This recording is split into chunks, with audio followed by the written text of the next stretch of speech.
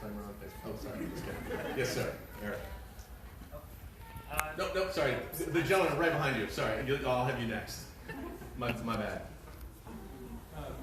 Something I find very unique about this particular genre is that it's early modern rather than medieval, which kind of dominates the genre. And so I've always seen a little bit of Renaissance fantasy in the Chimerian. And so I wonder if this war is almost a nod to, in a brief way, the 30 Years' War, there's a religious element to it, like if this is an invading Protestant army. Got it. So for those of you who couldn't hear in the back, he was asking about the influences, whether because of the setting of the book, the time period, if there was some 30 Years' War, religious warfare going on in this world. I took a lot of influences. I didn't want the Cromerian to straight up be the big bad Catholic Church, so corrupt, stepping on everyone. I was looking to blend a number of. That's a large, even a dominant influence in the building of Chromeria. But I took from numerous religious traditions to build this and tried to strip away things that were too obviously. For the cast list, the characters, naming the characters, I went through and I looked at the Mediterranean world. I had definite places where I was drawing certain names from, and then I'd look at lists of names from the 16th century, 17th century, and I would strip out all the religious names. Be like, I'm not taking any Mohammeds. There's going to be no Marys, Mohammeds, any of those in here, but I'll take other names that work. And I did a similar sort of thing. So one of the initial thoughts about the prism was I'm taking that from the time of the shoguns, which was also early 1600s. And how do you keep an emperor busy with religious duties? So you just have him chock full. His schedule, he's doing religious duties morning to night, every day of the week. It's so important that you be that. You're wonderful. We'll just handle governing this little country for you so you can do the important stuff. So I sort of took these different elements, and then absolutely I wanted to have there be religious impetus to the conflict, though, and people understanding their world in an Aristotelian way, their physics differently, so their metaphysics differently, and then their politics are going to flow differently out of that. Obviously, I don't like directly mapping things over. Like here's the 30 Years' War. Here's some cool stuff that happened during that. I'm going to put all those things in there. But when I do read history, I go, that's a cool thing. That's amazing, and that really happened. And then I'll work that stuff in and sort of a more indirect route. Actually, you, sir, I may sit down and I feel terrible, so go ahead.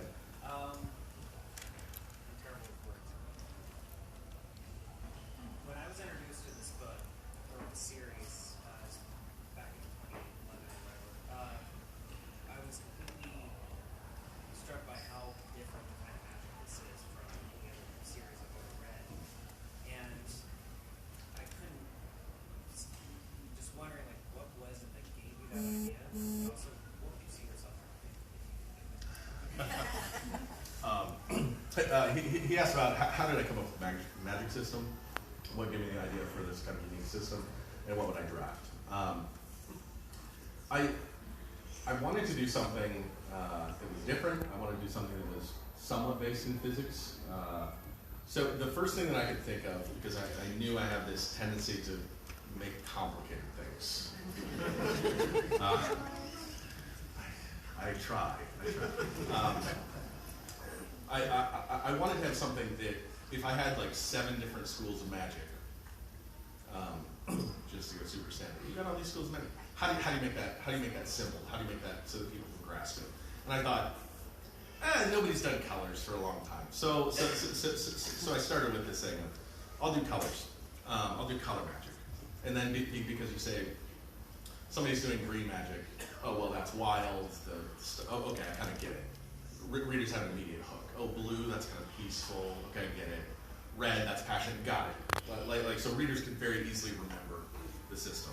Then I just started layering stuff on top of it. Like, okay, so let's give this the initial thing, which many of you probably have heard me say, is I thought, what if we could do a candle but backwards?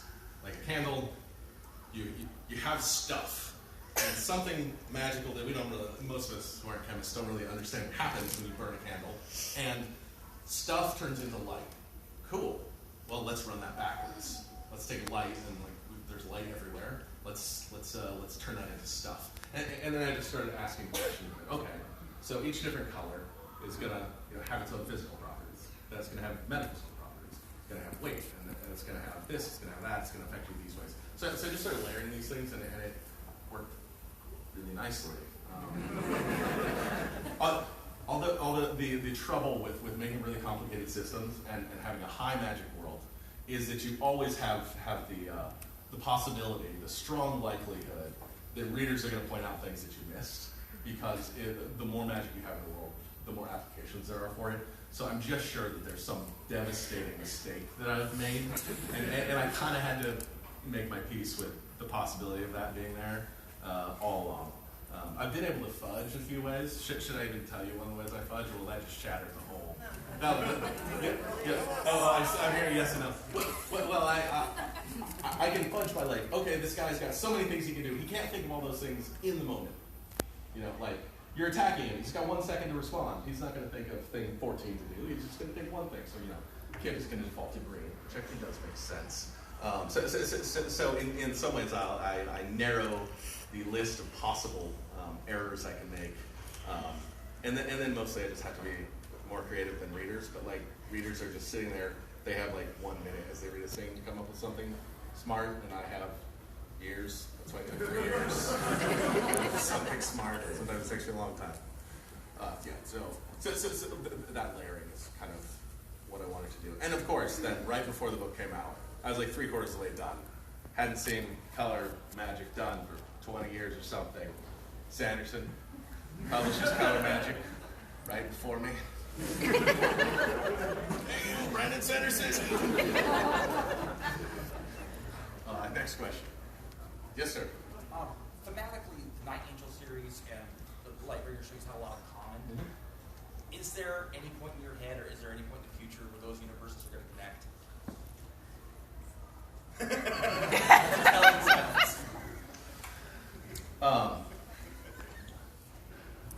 So here's I really should have thought about how I was going to answer this, because I knew I was going to get this question. There's 2 different ways I can answer this: lying or telling the truth. One of the ways is I want to when I say I give you this book, I really mean it. It kind of, that's a real world example that will go on Facebook. Don't want to use that one. It kind of drives me nuts when the author comes years later and tells you what the book means. I hate that. You had your time with the book. You wrote it. If you wanted that in there, put it in there. Now it's mine. Get your grubby paws off it.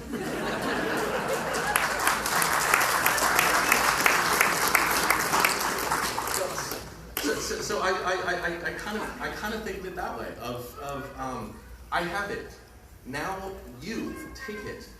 I don't like reader asks you, hey, is this an analogy for politician X or Y? Yes, it is. What?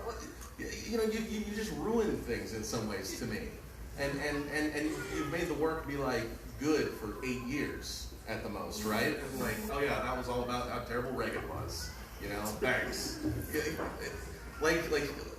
Instead, it's if you just have a leader and you're this is what this leader is, then the fictional thing stands apart and it becomes better and it becomes timeless. So I want to give you the power to figure out what things connect to what and make those connections yourself. I don't want somebody to walk up to you and say, no, you're all wrong with how you did that. The author said, blah, blah, blah. That to me destroys some of the beauty of co-creation.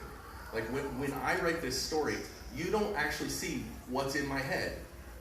I put something on the page, I hand the pages to you, and you read it, and you have to put it together. And that's why some readers can read a story and they make it amazing, because they have all these great ways that it works. And other readers read it and they're just I wasn't really paying attention and it didn't really work for me, it didn't do anything for me. So I give it to you, and I want you to bring it to life. So I don't like to comment on things that are outside of what. I mean, I'll tell you if I'm working on a book that's doing that or something, but I like to leave the power in your hands. That Yes, very much. make sense? Okay. Yes, sir. In the mid back, you. So you took my original question already and answered it. I was going to ask you how many books are in your next series? In your next trilogy? Characters that you really like, that were like, not that you really like, but that readers really like that you didn't expect. Not to like as much. Were there characters that readers really liked that I didn't expect them to like? I'm always surprised when you don't like characters. that sounds terrible, but it's kind of true. No. I mean, I've had one particular fan who keeps asking me to write a story from the point of view of a very, very minor character in the Night Angel series. So that surprised me. A little girl named Blue. Most of you probably don't even remember her. See, so okay, see if she. I mean, she's not that great. Yes. Now I'm just convinced myself. What have I done? This is why they don't let me out of my hobbit hole. Right? You're gonna commit yourself to 3 books, or 12. Yeah. So was there another part of that question? Because I got lost in my head. Yes. So I want to know too, what would you draft? Oh, what would I draft? Yeah, sorry. What would I draft?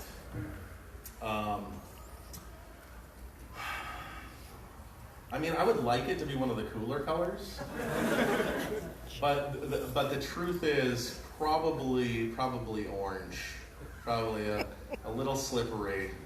Might lie to your face about what colors he drafts. That's secretly hurting you. Yeah, probably orange though. Yeah. You first, then you. Andros Kyle, awesome character. I don't want to like him. I love him. I don't know where you got your inspiration for characters like that. And I also like the quirks of the characters, like Keith and Murder Shark, or hits like body injuries. Where do you got your inspiration for that stuff? You know, I hadn't thought of it until just now, so this might not even be true. But like, I was like, do I have teeth problems? And then I realized I do have teeth. You know, Murder Shark, he collects teeth. It's really weird. He has this really strange thing with teeth. And I realized that one day I was sitting in the dentist's office, and I was maybe like 20 years old or something. And they were doing work on my teeth, and redheads have this interesting thing with pain and numbness. Some things work, some things hurt more. Anyway, whatever they'd given me didn't really work.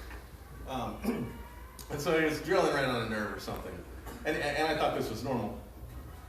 And I realized in the dentist's chair, I can't go be a super spy. I would just melt under torture. I'm a big weenie. And so I've been bitter ever since, I guess. Because I haven't really gotten over that. So that's where I got that. Very sharp. Sorry, that really took me in a new path. So my wife tells me, and I can tell this story because he's not here tonight. I have to not tell it tomorrow night.